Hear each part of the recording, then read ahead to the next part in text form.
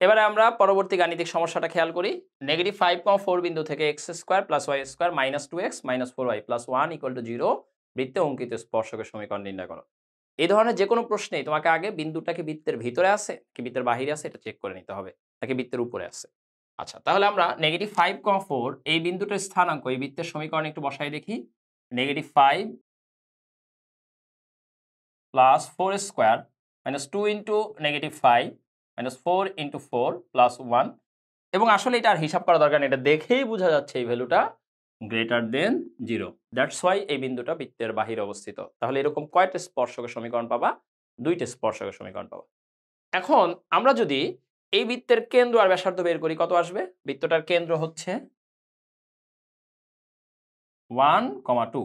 x এর সহগকে -2 দ্বারা ভাগ করো 1, y এর সহগকে -2 দ্বারা ভাগ করো 2, এবং বৃত্তটার ব্যাসার্ধ √g² + f² that means 1² + 2² minus constant term কত? 1, তাহলে -1 = 1 ক্যান্সেল, তাহলে 4 = 2, তাহলে বৃত্তের ব্যাসার্ধটা আসতেছে 2।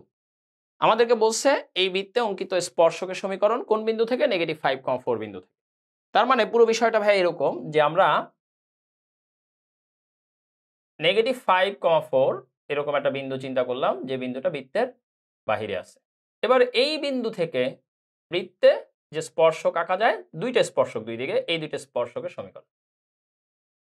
ভাই একটা জিনিস একটু খেয়াল করি, এই বিন্দু থেকে এই বৃত্তে 2টা স্পর্শক আঁকা যায় আর এই বিন্দুগামীতে অসংখ্য সরলরেখা আছে। এই যে এই বিন্দুগামী যে অসীম সংখ্যক সরলরেখা আছে, এই অসীম সংখ্যক সরলরেখাকে আমরা y - 4 = m × x - -এ +5 লিখতে পারি। y - y1 = m × x - x1 এই ফর্মুলা দিয়ে। বাট এই যে অসীম সংখ্যক সরলরেখা আছে তাদের মধ্যে সবাই তো আর এই বৃত্তটার স্পর্শক না।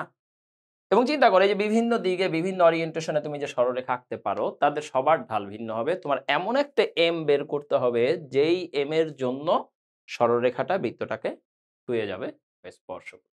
এবং তার শর্তটা কি? শর্তটা হচ্ছে এই যে বৃত্তের কেন্দ্র, কেন্দ্রের স্থানাঙ্ক হচ্ছে 1, 2, এই কেন্দ্র থেকে এই সরল রেখাটার লম্ব দূরত্ব কত হইতে হবে? বৃত্তের ব্যাসার্ধ 2 এর সমান। তাহলে আমি যদি এই সমীকরণটাকে সরলরেখার স্ট্যান্ডার্ড ফর্মে লিখি, y - 4 = mx + 5m, সব একপাশে নিয়ে আসলে mx - y + 5m + 4 = 0। তাহলে আমরা কি বলতে পারি? এই যে বৃত্তের কেন্দ্র থেকে এই সরলরেখার লম্ব দূরত্ব বৃত্তের ব্যাসার্ধ 2 এর সমান। লম্ব দূরত্বর ফর্মুলা কি? 1, 2 এই বিন্দুটার স্থানাঙ্ক এই সরলরেখার সমীকরণে আগে বসাইতে হবে। তাহলে বসালে কি আসতেছে? m × 1 - y এর জায়গায় 2 + 5m + 4 ডিভাইডেড বাই √x এর সহগের বর্গ। ভাই x এর সহগ কত এই ইকুয়েশনে? m স্কয়ার, y এর সহগ কত? -1 স্কয়ার করলে 1 হোল মডুলাস = বৃত্তের ব্যাসার্ধ 2। অর আমরা এখন এখানে উপরের অংশকে ক্যালকুলেশন করে 5m + m কত? 6m, -2 + 4 মানে 2, তার মানে 6m + 2 divided by √m² + 1 whole modulus = 2। Squaring the both side, উভয় পক্ষে যদি বর্গ করে তাহলে কি আসবে? 6m + 2 whole square by m² + 1 = এই 2 কে স্কোয়ার করলে কত হয়? 4 হয়। এবার ভাই আমরা যদি m² + 1 কে এই পাশ থেকে এই পাশে নিয়ে যাওয়া বলতে যেটা বুঝি যে উভয় পক্ষে গুণ করে, তাহলে আমরা কি পাবো? 6m + 2 whole square = 4 × m² + 1। 6m + 2 whole স্কোয়ারকে ভেঙে লিখলে কি আসে? 36m²। তারপর 2ab টার্মটা হচ্ছে 2 × 6 × 2, তার মানে 24m + 2 এর স্কোয়ার হচ্ছে 4 = 4m² + 4। এটা রাইট সাইডের ক্যালকুলেশন। ভাই বোথ সাইড থেকে 4 আর 4 ক্যান্সেল হয়ে যাবে। তাহলে যদি 4 আর 4 ক্যান্সেল হয়ে যায় এই অবস্থা। তারপরে 36m², এই 4m² এই পাশে আসলে 36m² - 4m² = কত? 32m²। তার মানে আমরা লিখতে পারি তাহলে 32m² + 24m = 0। দেন এখান থেকে আমরা 8m কমন ফ্যাক্টর নিতে পারি। 8m কমন ফ্যাক্টর নিলে 4m + 3 = 0। So either m = 0 or এইখান থেকে আসবে m = -3/4। তাহলে ভাইয়া আমাদের স্পর্শক দুইটি সমীকরণ কি?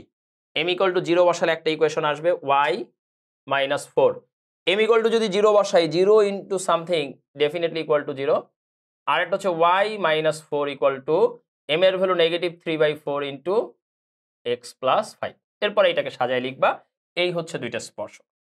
এই প্রবলেমটা চাইলে তুমি এখানে সলভ করে দিয়ে রেস্ট নিতে পারো, কিন্তু এই প্রবলেমটা সলভ করার পরে আমাদের বেশ কিছু কথাবার্তা আছে, সেই কথাবার্তাগুলো আমরা একটু বোঝার চেষ্টা করি। আমাদেরকে যখন বৃত্তের বহিস্থ কোনো বিন্দু থেকে স্পর্শকের সমীকরণ বের করতে বললো, ইভেন উপরস্থ বিন্দুতেও যদি বলে, আমরা যদি এরকম একটা সমীকরণ ধরে নিই, দেখো এখানে m এর তুমি দুইটা মান পাইছো এবং এই m এর দুইটা মানের কারণে তুমি বলতেছো এরকম দুইটা সমীকরণ আছে।